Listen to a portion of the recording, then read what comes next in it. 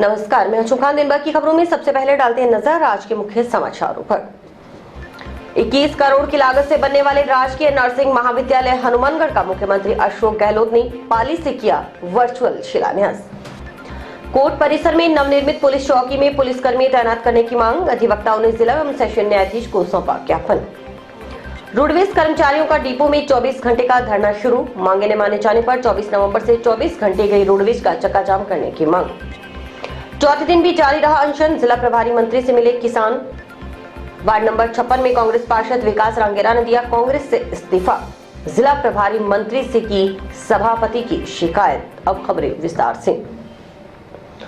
मुख्यमंत्री अशोक गहलोत ने मंगलवार को हनुमानगढ़ के नर्सिंग कॉलेज का शिलान्यास किया। मुख्यमंत्री ने पाली से पूरे प्रदेश के 19 नर्सिंग कॉलेज का एक साथ वर्चुअल शिलान्यास किया, जिसमें हनुमानगढ़ का नर्सिंग कॉलेज भी शामिल है।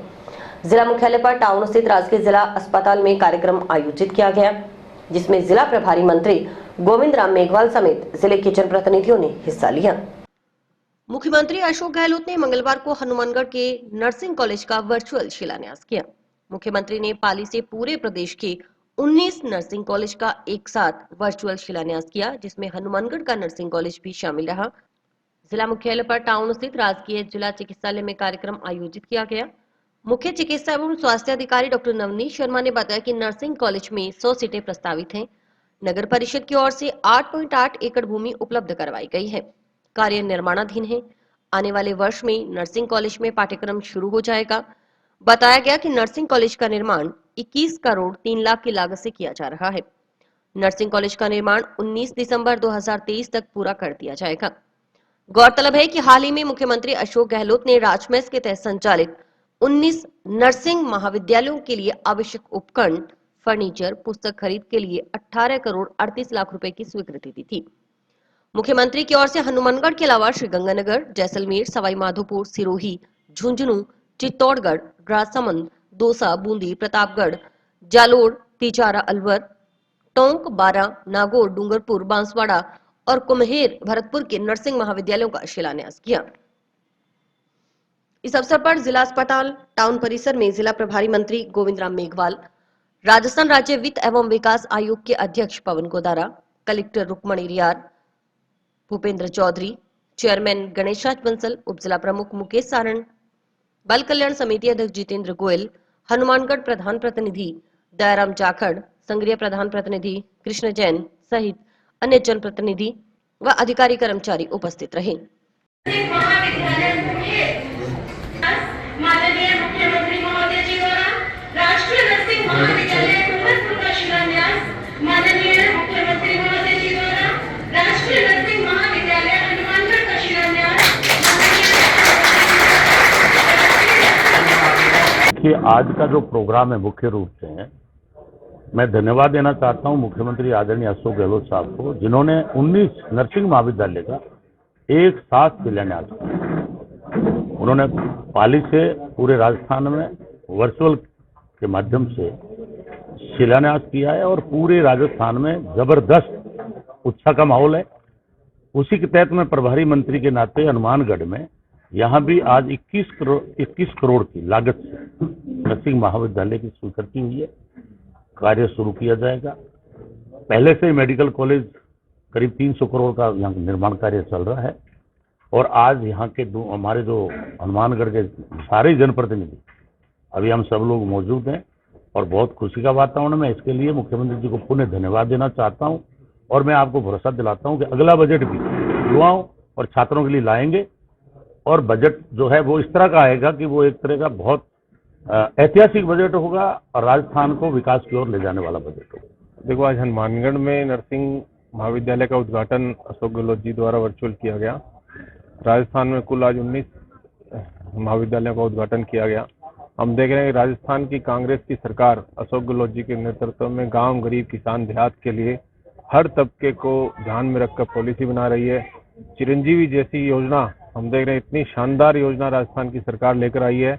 आज कोई भी आदमी अगर बीमार पड़ता है तो उसको सोचने की जरूरत नहीं है, किसी की तरफ हाथ फैलाने की जरूरत नहीं है। सरकार ने हर गरीब का हाथ पकड़ा है, बीमारी के वक्त में हाथ पकड़ा है।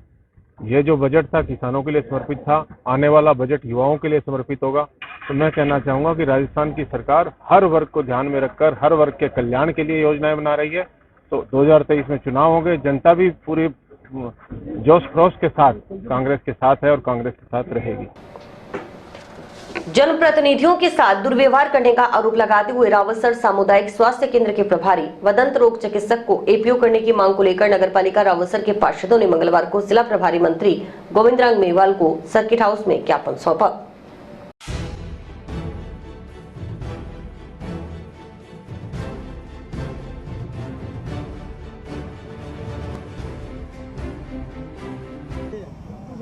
कल रावतसर सीएचसी के इंचार्ज डॉक्टर विमलेश सिंह ने जो हमारे पार्षद महावीर जी सुड्डा के साथ जो अमानवीय व्यवहार किया, उसके संदर्भ में हमने प्रभारी मंत्री महोदय को ज्ञापन दिया है, जिसमें हमारी 3 मुख्य तौर से मांगे हैं। एक तो जो सीएचसी प्रभारी है प्रभु दयाल जी, उनको एपीओ की जाए। वह जो डॉक्टर विमलेश सिंह जी है, जिन्होंने इनको पेशेंट को देखा नहीं और ना कोई दवाई दी, स्लिप खाली पड़ी आज तक भी, उनको एपीओ करने का। वह कल धरने के दौरान एक मरीज से 600 रुपये ईसीजी के ले लिए किसी भी डॉक्टर ने हॉस्पिटल के, उसकी जांच करवाकर उस डॉक्टर के खिलाफ कार्रवाई की जाए और रावतसर हॉस्पिटल में ये जो लोगों के साथ दुर्व्यवहार हो रहा है इसमें सुधार किया जाए। धन्यवाद। क्या कहा प्रभारी मंत्री महोदय ने? कह दिया कि कोई दिक्कत नहीं है, आप मुझे ज्ञापन दे दो और वहाँ हॉस्पिटल में प्रोग्राम है, वहाँ हूँ, CMHO वगैरह सब वहाँ होंगे, अपन बैठ करके बात करेंगे और जल्द इसका निस्तार।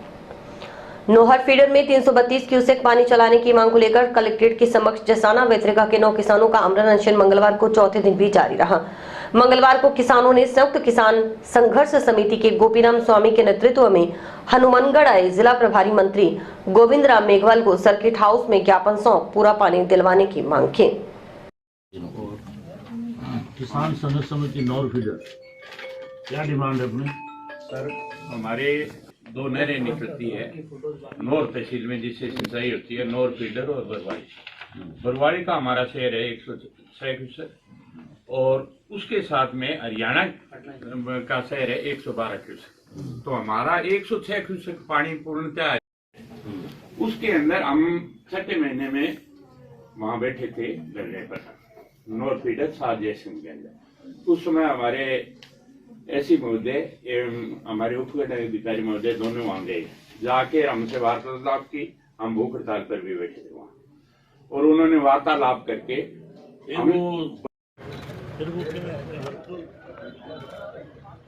19/11 से हमारे 9 किसान हैं जो भूख हड़ताल पर बैठे हैं कलेक्टर कार्यालय के आगे। अभी आज दिनांक 22/11 को हम हमारे संयुक्त किसान संघर्ष समिति है जो हमारे प्रभारी मंत्री महोदय से मिली और उनको हमारी समस्या के बारे में अवगत कराया। उन्होंने हमें पूर्ण आश्वासन दिया, मैं जल्द से जल्द आपकी समस्या का निर्वाह कराऊंगा। तबीयत वर्तमान में ठीक है, मगर 4 दिन हो गए, अब तबीयत तो बट नेचुरल, जो भूखा रहेगा उसकी खराब होगी। उसके के आगे की रणनीति है भी, अन्य किसानों को भी हम भूख हड़ताल पर बिठाएंगे। जब तक सिंचाई विभाग किसानों को न्याय नहीं देगा, ये लड़ाई जारी रहेगी और जिस दिन न्याय मिलेगा उसी दिन हमारा भूख हड़ताल व धरना समाप्त। नगर परिषद सभापति पर वार्ड के विकास कार्यों में भेदभाव करने का आरोप लगाकर कांग्रेस पार्टी की सदस्यता से इस्तीफा देने वाले वार्ड 56 से पार्षद विकास रांगेरा ने मंगलवार को जिला प्रभारी मंत्री से मिलकर सभापति की शिकायत की।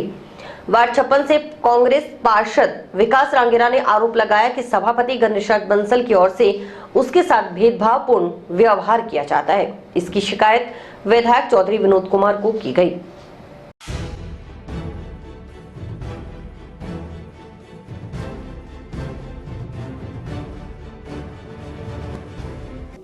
आज सभापति के द्वारा मेरे साथ और मेरे वार्ड के साथ दुर्व्यवहार करने के मामले में 1.5 साल से मेरे वार्ड में कोई काम नहीं हो रहा है और जो पुराने टेंडर लगे हुए थे उनके काम को भी रुकवाया गया है। तो इस संबंध में मैं प्रभारी मंत्री को अपना गोविंद राम जी को अपना इस्तीफा सौंपने के लिए आया था। उन्होंने आश्वासन दिया है कि मैं नगर परिषद सभापति से मिलकर और समस्या का समाधान करने का प्रयास करूंगा। विधायक जी को तो मैंने काफ़ी बार कहा, विधायक जी ने, ऐसा नहीं है कि विधायक जी ने रिस्पॉन्स नहीं दिया, विधायक जी ने तुरंत फ़ोन किया सभापति को। जितनी भी बार मैं गया, विधायक जी ने, विनोद जी ने फ़ोन करके सभापति जी को मेरे काम करने के लिए बोला, परंतु सभापति जी ने काम नहीं किए। जिला न्यायालय परिसर में नवनिर्मित पुलिस चौकी में पुलिस जवानों की तैनात करने के लिए जिला पुलिस अधीक्षक को निर्देशित करने की मांग को लेकर अधिवक्ताओं ने मंगलवार को जिला एवं सेशन न्यायाधीश को ज्ञापन सौंपा। अधिवक्ताओं ने 26 नवंबर को पॉक्सो न्यायालय और फैमिली न्यायालय के नए भवनों का उद्घाटन करने आ रहे राजस्थान उच्च न्यायालय के न्यायाधिपति मनोज गर्ग के कार्यक्रम में जिला पुलिस अधीक्षक के आने का विरोध करने की बात कही।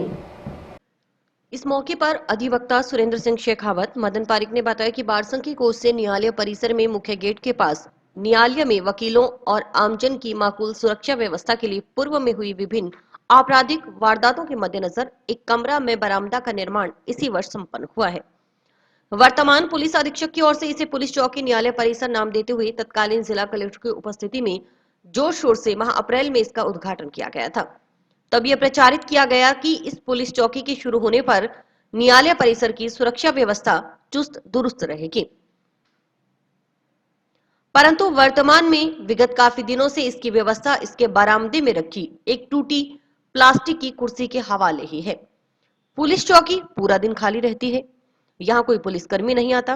उन्होंने कहा कि निश्चित ही जिस प्रकार नशाखोरी बढ़ रही है, न्यायालय परिसर में भी भविष्य में सुरक्षा व्यवस्था नहीं होने पर कोई आपराधिक इनकार नहीं किया जा सकता। निश्चित भविष्य में कार्रवाई के नाम पर किसी अधीनस्थ को कुछ दिनों तक बलि का बकरा बनाने से अच्छा है वर्तमान में इस व्यवस्था में सुधार हो। उन्होंने मांग की कि या तो इस पुलिस चौकी पर ताला जड़ दिया जाए या इसमें पुलिसकर्मियों की तैनाती की जाए। साथ ही कहा कि 26 नवंबर को कोर्ट के नए भवन के उद्घाटन कार्यक्रम में जिला पुलिस अधीक्षक की मौजूदगी में अधिवक्ता बर्दाश्त नहीं करेंगे। इस मौके पर योगेश विष्णु सहित कई अन्य अधिवक्ता मौजूद रहे। ये आज हम शहर में जो कानून व्यवस्था की स्थिति, जो रोज चोरियां हो रही है, आज भी एक न्यूज आई हुई गोलूवाला में क्या नाम 3 कार पहले तो सिलेक्ट की भी कौन सी लेके जाऊं, फिर चौथी में ले जाकर वो चोरी करके ले गया। पूर्व में यहाँ क्रिमिनल लोग आते रहते हैं, क्रिमिनल ही आते हैं काफ़ी ज़्यादा। यहाँ कोर्ट है तो इसके संबंध में पुलिस चौकी बनाई गई थी और इस पुलिस चौकी को बने आज 7-8 महीने हो गए। 7-8 महीने से इस पुलिस चौकी में सिर्फ सिवाय एक टूटी कुर्सी के किसी तरह की व्यवस्था नहीं है। कोर्ट प्राइमेसेस में ये पुलिस चौकी जो राजस्थान सरकार और राजस्थान विधानसभा का विशेषाधिकार है कि वो गजट नोटिफिकेशन से इसको फॉर्मेट करे, चलो एक इलीगल तरीके से फॉर्मेट कर दी, इसकी कोई व्यवस्था नहीं बनाई। इस संबंध में हम माननीय जिला अधिवक्ता साथियों के साथ डी साहब से मिले थे भी, या तो इस चौकी को ताला लगाओ साहब और अदरवाइज इसको सुचारू रूप से शुरू कराओ। आज हम डीजे साहब से मिलके आए थे, उनको मेरे पीछे जो ये पुलिस चौकी है इसके बारे में ज्ञापन दे के आए थे। प्रार्थना पत्र दिया था कि भाई पुलिस चौकी का निर्माण यहाँ पे कर दिया गया, परंतु इसमें ना तो कोई सुचारू रूप से ड्यूटी पर कोई कर्मचारी तैनात होता है। अब आप खुद देख लीजिए, नज़र आ जाएगा आपको, इसमें सदैव ये खाली रहती है। तो जो कानून व्यवस्था बिगड़ रही है उसका जिम्मेवार कौन है? पुलिस। अब पुलिस के पास कानून व्यवस्था को सुधारने के लिए हम जाते हैं तो हमसे ज्ञापन लेने के लिए नहीं आते। एसपी साहब के इतना क्या वो हो गया कि वो नीचे नहीं आए और हमसे मिले नहीं। एसपी साहब यदि आते हैं यहाँ पे प्रोग्राम में तो हम उनका पुरजोर विरोध करेंगे। किसी भी तरीके से जितना भी हमसे हो सकेगा उतना विरोध करेंगे, उनको नहीं करेंगे। कि भी 26 तारीख को फैमिली कोर्ट और SC/ST कोर्ट का उद्घाटन है। माननीय मनोज गर्ग साहब आ रहे हैं। हमारा अधिवक्ताओं से एक ही निवेदन है, जिस पुलिस अधीक्षक ने हमारे अध्यक्ष और अधिवक्ताओं का ज्ञापन लेना मुनासिब नहीं समझा और उस पुलिस अधीक्षक को हम उस प्रोग्राम में कतई बर्दाश्त नहीं करेंगे और पल भर के लिए भी उनकी एंट्री है जो हम बर्दाश्त सभी अधिवक्ता जो हमारे अधिकारों पर एक तरीके से हमारे राइट्स पर कुठाराघात है। हमारा मेमोरेंडम भी अध्यक्ष महोदय वहाँ फाड़ कर आए थे और इसलिए हमारा मीडिया के माध्यम से भी और जिला एवं सेशन न्यायाधीश के माध्यम से भी और जिला कलेक्टर के माध्यम से हमारा निवेदन कि भी पुलिस अधीक्षक को उस प्रोग्राम के हम पुरजोर विरोध करेंगे। तो अध्यक्ष साहब ने कहा था कि हमारी सहमति बन गई 5 दिन पूरी बार में कोई भी आदमी वहाँ नहीं था। लेगाजी और 6 तहसीलों के कोषाध्यक्ष और सेक्रेटरी थे। एक भी अगर कोई जूनियर हो तो वो अपनी मोबाइल में या मीडिया में सफाई दे सकता है। इन्होंने उस प्रोग्राम को सफल बनाने के लिए सिर्फ और सिर्फ उस प्रोग्राम को सफल बनाने के लिए बार संघ अध्यक्ष मनजिंदर सिंह लेघा ने बताया कि सोमवार को जिला एवं सेशन न्यायाधीश संजीव मांगू की मध्यस्थता में हुई वार्ता में एसपी की ओर से वरिष्ठ अधिवक्ता मोहन मुंजाल के घर हुई चोरी की वारदात का शीघ्र खुलासा करने के लिए आश्वस्त किया गया है। इस पर मंगलवार से बार संघ के अधिवक्ता कार्य बहिष्कार समाप्त कर कार्य पर लौट आए। जिले भर की न्यायालयों में पूर्व की भांति कार्य शुरू हो गया। लेघा ने कहा कि कोर्ट परिसर में बनी चौकी में पुलिस स्टाफ की समुचित और पर्याप्त व्यवस्था नहीं है। सुरक्षा के दृष्टिगत न्यायालय परिसर में सुरक्षाकर्मी तैनात हों ताकि कोई अप्रिय घटना न हो। उन्होंने बंद कमरे में कुछ वकीलों की सहमति पर कार्य बहिष्कार समाप्त करने के आरोपों पर कहा कि जिले भर की बार संघों के अध्यक्षों की मौजूदगी में सोमवार को हुई वार्ता में आश्वासन मिलने पर ही हड़ताल समाप्त की गई है। लेघा ने कहा कि सभी वकीलों में सहमति नहीं हो सकती। ऐसा कुछ नहीं है, बंद कमरे में नहीं है। पूरे जिले के अध्यक्ष आए हुए थे, जिन्होंने अध्यक्षों और सचिव हैं जो चुने हुए प्रतिनिधि हैं, और उनके साथ बेहद सौहार्दपूर्ण वातावरण में पूरे हमें आश्वासन मिलने के बाद समाप्त की गई है, और जिससे सभी वकील समुदाय बड़ा खुश है। जो लोग विरोध कर रहे हैं उनके लिए क्या कहेंगे? अभी क्या कि बार में दिसंबर में चुनाव होते हैं, और सभी लोग तो सहमत हो नहीं सकते। एक साथ अगर सहमत हो तो ये संभव ही नहीं है। अब वो उनके विचार है। सर, एक एसपी को प्रोग्राम में ना बुलाने को लेकर ये आवाज उठा रहे हैं, तो इस पर कुछ कहेंगे आप? जंक्शन के सेक्टर 12 स्थित हनुमानगढ़ इंटरनेशनल विद्यालय में मंगलवार को राज्य परियोजना समन्वयक परिषद की ओर से यूडाइस प्लस डाटा प्रपत्र भरने की जानकारी देने के लिए एक दिवसीय जिला स्तरीय कार्यशाला का आयोजन किया गया। इसमें समग्र शिक्षा अधिकारी एपीसी पुरुषोत्तम शर्मा ने सभी ब्लॉक में मुख्य ब्लॉक शिक्षा अधिकारी व अतिरिक्त ब्लॉक शिक्षा अधिकारियों को प्रशिक्षण दिया। समग्र शिक्षा अधिकारी एपीसी पुरुषोत्तम शर्मा ने बताया कि राज्य परियोजना समन्वयक परिषद की ओर से पूरे जिले के सभी विद्यालयों की समस्त डाटा जिस प्रपत्र यूडाइस प्लस में भरे जाते हैं उसको भरने की जानकारी देने के लिए एक दिवसीय जिला स्तरीय कार्यशाला का आयोजन मंगलवार को किया गया। कार्यशाला में सभी ब्लॉक में मुख्य ब्लॉक शिक्षा अधिकारी और अतिरिक्त ब्लॉक शिक्षा अधिकारियों ने हिस्सा लिया। शर्मा ने बताया कि यूडाइस प्लस डाटा प्रपत्र में भरे जाने वाले डाटा के आधार पर केंद्र सरकार नीतियां बनाती है और राज्य सरकारों को बजट जारी करती है। आने वाले समय में प्रत्येक विद्यालय की एक नेशनल आईडी जनरेट होगी जो केंद्र सरकार की ओर से की जाएगी। ये डाटा इतना महत्वपूर्ण होता है कि इन्हीं डाटा के आधार पर सभी इंटरनेशनल एजेंसी डाटा प्राप्त करती है और इन्हीं डाटा के आधार पर देश को शिक्षा व अन्य क्षेत्र में सहायता प्रदान की जाती है। आने वाले 15 दिनों में इस डाटा को जिले के सभी विद्यालयों से अपडेट करवाना है। इस संबंध में कार्यशाला में अधिकारियों को जानकारी देकर प्रशिक्षित किया गया। शर्मा ने बताया कि यदि डाटा एंट्री में चूक हो जाती है तो संबंधित विद्यार्थी की स्कॉलरशिप या मिलने वाला अन्य फायदा प्राप्त करने में दिक्कत आती है। डाटा को सही करवाने के लिए काफी लंबी चौड़ी प्रक्रिया से गुजरना पड़ता है। अब ये कार्य केंद्र सरकार तक जाने वाला है। पहले भरे जाने वाले यूडाइस प्लस डाटा प्रपत्र में प्रत्येक बच्चे की एंट्री नहीं होती थी। अब की बार प्रत्येक बच्चे की एंट्री होगी, चाहे वह राजकीय विद्यालय में अध्ययनरत है या निजी शिक्षण संस्थान में। दोनों संस्थानों के लिए 2 पोर्टल बने हुए हैं। इनमें एक शाला दर्पण जबकि दूसरा प्राइवेट स्कूल पोर्टल। इनमें प्रत्येक बच्चे की एंट्री करनी आवश्यक है।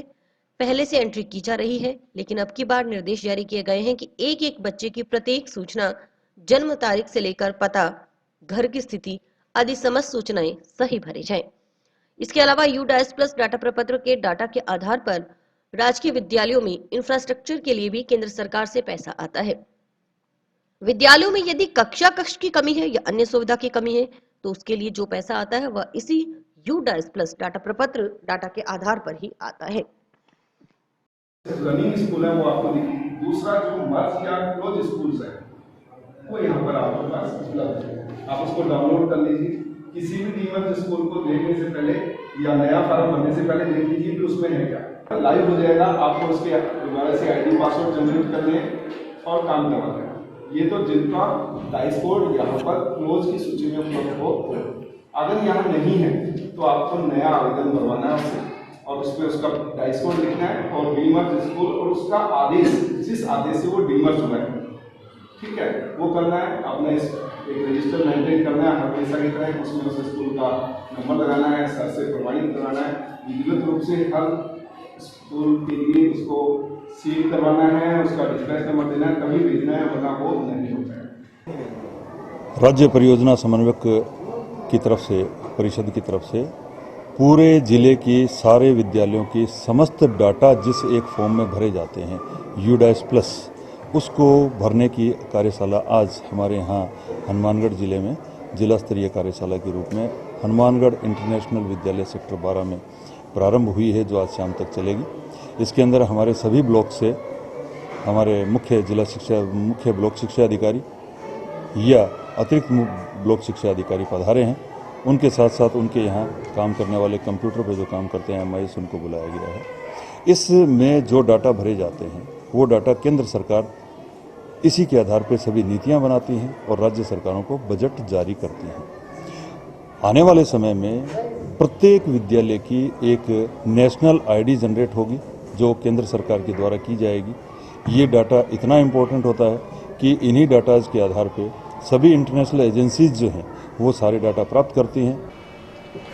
भाजपा की ओर से 2 दिसंबर से शुरू होने वाली जन आक्रोश रथ यात्रा को लेकर भारतीय जनता पार्टी की ओर से नोहर में होटल एवाइन में प्रेस कॉन्फ्रेंस का आयोजन किया गया।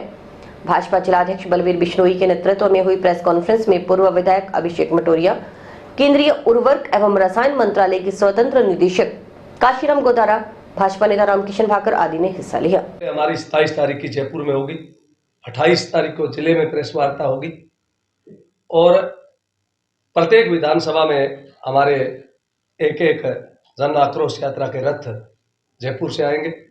वो 2 तारीख को प्रत्येक विधानसभा में पहुंच जाएंगे और प्रत्येक विधानसभा में पहुंचने के बाद 10 से 12 दिन तक प्रत्येक गांव में जाने का, पंचायत मुख्यालय पर कम से कम उस आक्रोश यात्रा को लेकर जाएंगे। वहां हमारी चौपालें होगी, रथ भी जाएगा और हमारे सभी कार्यकर्ता, हमारे सभी नेता, पार्टी के पदाधिकारी उस यात्रा में आमरण अनशन पर बैठे। नतीजा कहाँ? लेकिन अब इस यात्रा के माध्यम से हम पूरी जनता को साथ जोड़कर, ये केवल पार्टी का आंदोलन नहीं होगा, पूरी जनता को साथ लेकर सबका समर्थन हासिल करके, सबका सहयोग हासिल करके और लंबे समय तक भारतीय जनता पार्टी शासन में रहे। और जो पूर्व में भी भारतीय जनता पार्टी के अगर प्रदेश की बात करें, इस जनता के जो हित में काम किए, सरदेव भैरव सिंह जी से लेकर जो किसान हित में, व्यापारी में, अंत्योदय योजना जो काम हुए, तो उसी तरह ऐसी व्यवस्था करेंगे कि लंबे समय तक भारतीय जनता पार्टी का शासन प्रदेश में रहे। ये प्रदेश भी अग्रणी प्रदेशों में, और जो ये एक भक्ति और शक्ति का प्रदेश माना जाता है, गौरवशाली प्रदेश माना जाता है, उसके लिए हम काम करेंगे। बंद कोई योजना, आज तक भारतीय जनता पार्टी योजना बंद करने का काम नहीं करती, योजना चालू करने का काम करती है। लेकिन ये गुमराह कर रहे हैं जनता को। 1000 रुपए किस बात के ले रहे हैं, जब 5 लाख रुपए केंद्र सरकार दे रही है इलाज के लिए? ये 1000 रुपए किस बात के ले रहे हैं? केंद्र सरकार कोई पैसा नहीं ले रही। अब ये नल से जल देने का काम 27,000 करोड़ रुपए राजस्थान सरकार को दिए, लेकिन इन्होंने अपने हिस्से की राशि नहीं लगाई, सारी योजनाओं को ब्लॉक कर दिया। आपके नोर में देखो 300 करोड़ रुपए स्वीकृत हुए, लेकिन एक भी आज तक डिग्गी नहीं पड़ी। रोडवेज के बेड़े में नई बसें शामिल करने व कर्मचारियों की भर्ती करने की मुख्य मांग को लेकर चरणबद्ध आंदोलन कर रहे रोडवेज कर्मचारियों ने मंगलवार को 8वें चरण के तहत जंक्शन स्थित राजस्थान राज्य पथ परिवहन निगम कार्यालय के समक्ष 24 घंटे का धरना शुरू कर दिया। रोडवेज कर्मचारियों ने मांगे न माने जाने पर 24 नवंबर से 24 घंटे के लिए रोडवेज बसों का चक्काजाम करने की चेतावनी थी। सरकार जगाओ का आंदोलन है। संयुक्त मोर्चा, संयुक्त मोर्चा लड़ेंगे, लड़ेंगे। अभी तो नहीं अंगड़ाई है, अभी तो नहीं अंगड़ाई है। इक्की दुक्की चक देंगे, इक्की दुक्की चक देंगे। जो हमसे टकराएगा संयुक्त मोर्चा, संयुक्त मोर्चा लड़ेंगे, लड़ेंगे। अभी तो नहीं अंगड़ाई है, अभी तो नहीं अंगड़ाई है। कि 2 दिन का जो धरना है, देर रात के धरने हैं। यदि सरकार से कोई वार्ता नहीं होती तो अपनी 24 तारीख की रात को 23 को रात को 12 बजे से चक्का जाम हड़ताल होगी। सभी साथियों को एकजुट होकर लड़ना पड़ेगा। आज हनुमानगढ़ अगार के अंदर संयुक्त मोर्चे द्वारा लगातार जो चरणबद्ध आंदोलन चलाया जा रहा है, उसके 8वें चरण के आंदोलन के तहत प्रत्येक अगार स्तर के ऊपर 2 दिन के लगातार 24 घंटे के धरने प्रदर्शन के तहत हनुमानगढ़ अगार में भी संयुक्त मोर्चे के द्वारा सेवारत और सेवानिवृत्त कर्मचारियों द्वारा जो धरने प्रदर्शन का आयोजन किया गया है, जिसके तहत हमारे 9वें चरण जो 8वां चरण जो ये इसके अंतर्गत अभी हम 2 दिनों के धरने प्रदर्शन लगाएंगे 24 घंटे के निरंतर, और उसके बाद में 23 तारीख के जैसे ही रात को 12 बजे 24 तारीख स्टार्ट होती है, हमारी 1 दिवसीय जो हड़ताल घोषित है वो शुरू हो जाएगी। हमारा ये 8वां आंदोलन चल रहा है। इसमें हमारा जो 21 सूत्री मांग पत्र है जो पहले दिया हुआ है, लगभग 2 महीने से हम लगे हुए हैं। कि सबसे पहला मुद्दा तो ये है कि हमारे जो कर्मचारी है, जो पेंशन है, जिनको 1 तारीख को पेंशन और 1 तारीख को कर्मचारी की सैलरी हमारे खाते में आ जानी चाहिए, परंतु पिछले काफ़ी समय से 3-3 महीने में एक बार सैलरी आ रही है, जिससे जो कर्मचारियों की किसी की किस्तें बैंक में चल रही है, किसी के पढ़ाई का खर्चा है, किसी का घर का खर्चा है, तो उससे जो है कर्मचारी अपना काम पूरा करके भी अगर उसको वेतन नहीं मिल रहा है तो इसमें बड़ी सरकार के लिए बहुत शर्म की बात है। दूसरी बात ये कि रोडवेज के अंदर जो कुल गाड़ियां हैं वो लगभग 3000 के लगभग हैं। 850 प्राइवेट बसें जो अनुबंधित वाली हैं वो लगभग कंडम हालत में हो चुकी है। जो 2023 में 1500 बसें तो बिल्कुल कंडम हो जाएंगी, और हमारी मांग ये है कि नई बसें खरीदें और नई भर्ती करें ताकि लोगों को रोजगार मिले। अभी जो सरकार की नीतियाँ, चाहे वो बीजेपी सरकार रही, चाहे उसके बाद हमें संपत्ति दिखाकर पिछले हड़ताल को मैं ये वादा किया था, ट्रांसपोर्ट मिनिस्टर ने जो मौजूदा खचरियावास रहा और उससे पहले जो पायलट है वो भी हमारे धरने में आए थे, लेकिन उन्होंने दोनों पदाधिकारी बनने के बाद भी रोडवेज की कोई उन्होंने रोडवेज की तरफ कोई ख्याल नहीं किया, और उन्होंने उल्टा जो ये निजी बसें हैं, ये निजी है, एक्चुअल में नाम इनका धोखे के दिए गए लोक परिवहन, इन लोक परिवहन बसों को उन्होंने अच्छे रूटों के परमिट दिए और उनको पनपाया, और आज भी मजदूर जो है वो तनख्वाह के लिए रोते रहते हैं। 2-2 महीने तनख्वाह नहीं मिलती, और चाहे वो रिटायर कर्मचारी हो चाहे रेगुलर कर्मचारी हो, किसी को समय पर तनख्वाह नहीं मिलती, और मजदूरों का शोषण रोडवेज में किया जा रहा है। वो जो लाखों करोड़ों लोगों ने लड़कर 8 घंटे की ड्यूटी के लिए जो नियम बना था, उस कानून को केंद्रीय सरकार ने ऐसा बनाया है कि मजदूर को 16 घंटा काम करने का भी वो लीगल मानते हैं। और अभी वक्त है एक ब्रेक का।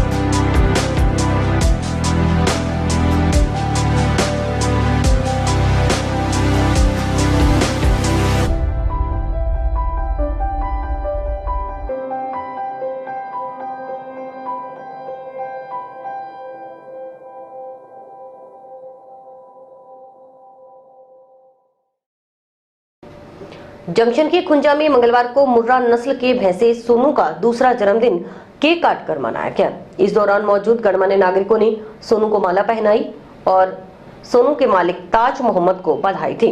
इस मौके पर ग्राम पंचायत हासलिया के पूर्व सरपंच इस्माइल खां, मोहम्मद सलीम, मोहम्मद मुश्ताक, दर्शन सिंह कालेखा सहित कई नागरिक मौजूद रहे। आपको बता दें कि सोनू मुर्रा नस्ल के भैंसे सुल्तान का पाड़ा है। ताज मोहम्मद की ओर से परिवार के सदस्य की तरह सोनू की देखभाल की जाती है। भैंसे सोनू के मालिक ताज खान ने बताया कि सुल्तान झोटे का पाड़ा सोनू मंगलवार को 2 साल का हो गया। सोनू मुर्रा नस्ल का छोटा है।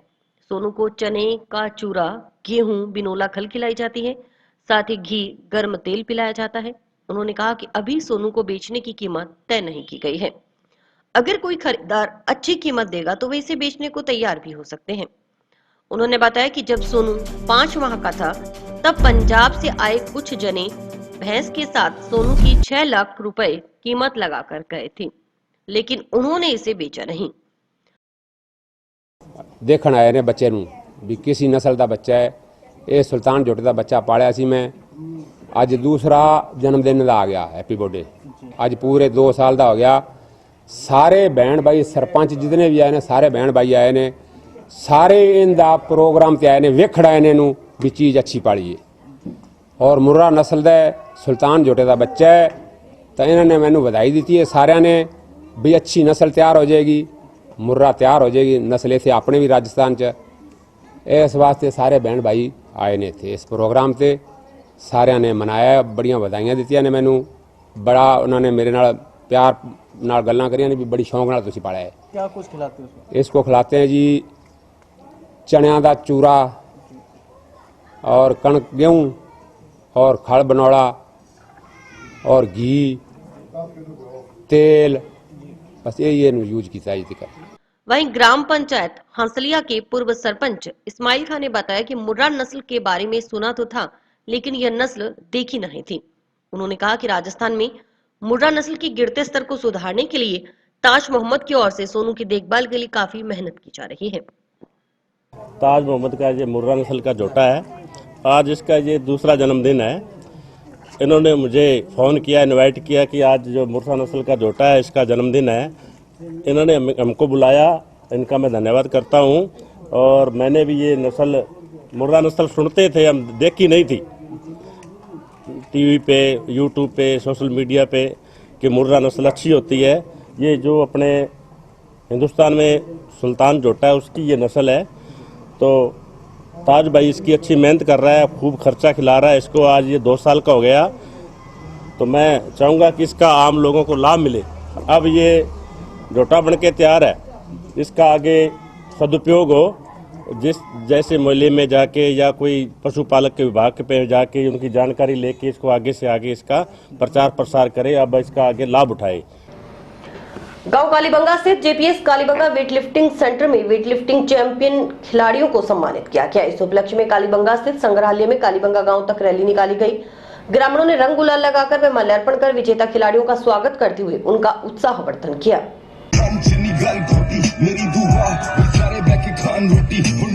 जिंदगी च होर सिलसिले बथेरे लगे हुन मेरे अगे गल छोटी मूवी कैलिफोर्निया दी गलियां च गड्डी में डॉग हुन भी मुझसे तो ना हुन वक्त दे उत्ते ना कमाया जरा जमीन ते इंडस्ट्री रिस्पेक्ट करे नाज मेरी टीम ते।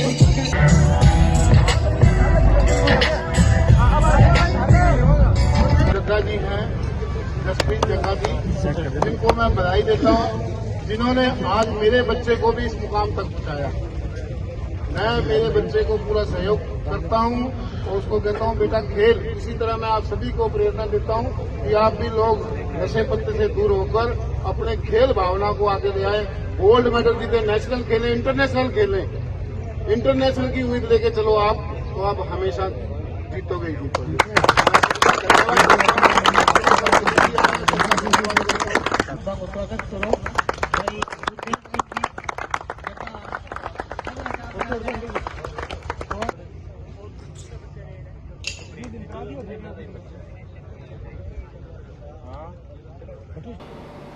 घर से नकदी चुराने में पिता के साथ मारपीट करने के मामले में कार्रवाई करते हुए जंक्शन पुलिस ने मंगलवार को एक युवक को गिरफ्तार किया है। इस मामले में आरोपी युवक की पत्नी को भी नामजद किया गया है। पुलिस उसकी भूमिका की पड़ताल में जुटी है। जांच अधिकारी एएसआई दलीप सिंह ने बताया कि इस मामले में सुरेश कुमार बाबरी निवासी वार्ड 7 सतीपुरा को गिरफ्तार किया गया है।